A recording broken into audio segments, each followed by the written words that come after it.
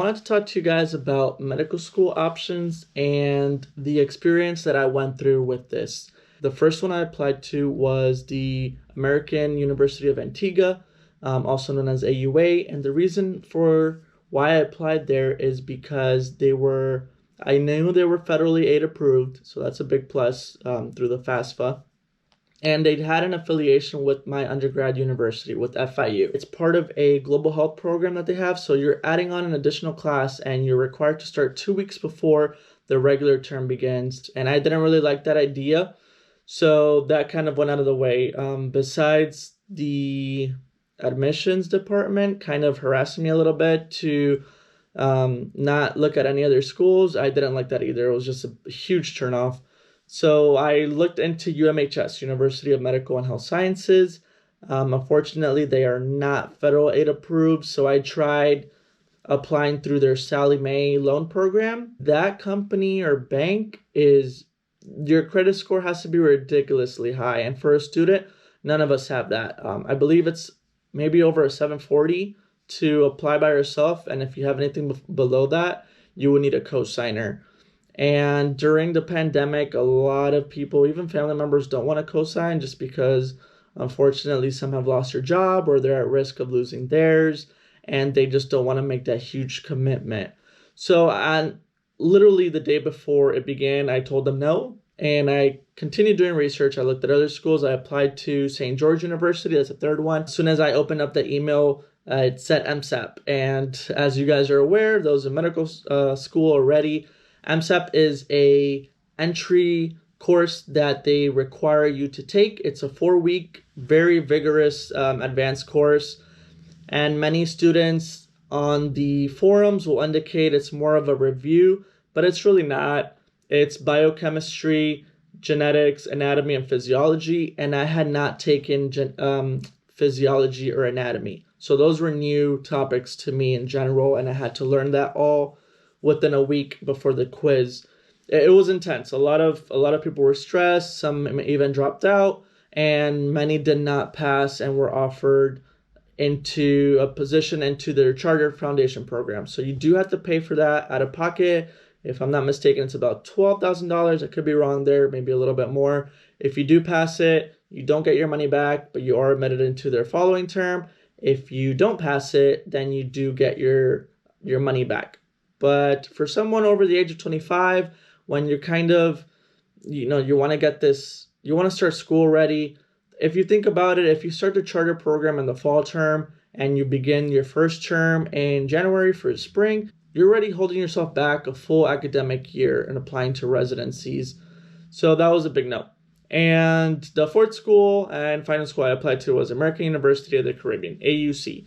And that school is amazing. Everyone that works there is so friendly. Of course, that's their job, to kind of ease your way into their school and be more accepting of it.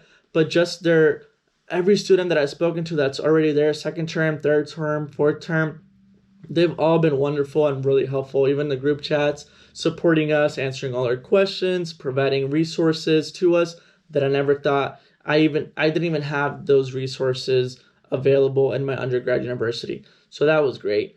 And there are accommodations for students such as myself. As you guys know from my other prior videos, I do suffer from GI issues. St. George University was so disrespectful towards that. The person in charge of that department, I'm not going to say her name, but she just didn't believe I just felt like she didn't believe anything I said. She required more information from my doctor. Didn't want to provide accommodations that my undergrad had provided to me, because this is a medical school and the accommodations are not as accommodating, I guess, as undergrad, which made no sense to me. But I completely got thrown off by that. So that's probably the main reason why I do not want to go to St. George University. And AUC has the highest passing USMLE step 1 rate in the Caribbean. They have last year I believe it was 94%, so that's ridiculously high, along with their over 7,500 students that have graduated, so you can network with them, and a 92% of residency placement once you are finished with your terms. And that is huge. So I highly, if you haven't checked it out, please go on their website and look at the information. If you want to speak to a student, you can reach out to me, or I may know somebody else in a higher term that you can reach out to as well, and they can answer all your questions probably better than I can. But please, guys, if you are applying to an upcoming term now for medical school, or you're holding off a little bit for next year, don't think if you're applying to a Caribbean school that I know it has this stigma that it's not great. You should, if you can apply to a North American medical school, work on a master's program to get that GPA up.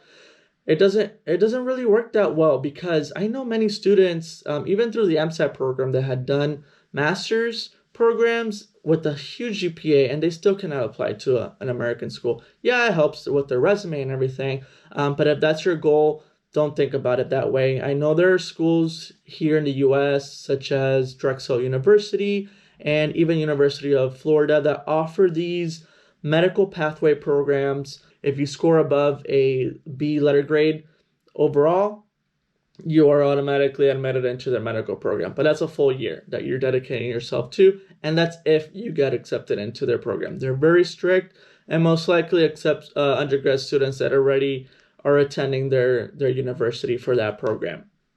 So please remember, everyone, if you have any questions, reach out to me. Don't forget to like and subscribe as always, and leave a comment down below if you have any questions. Thank you, guys, and best of luck.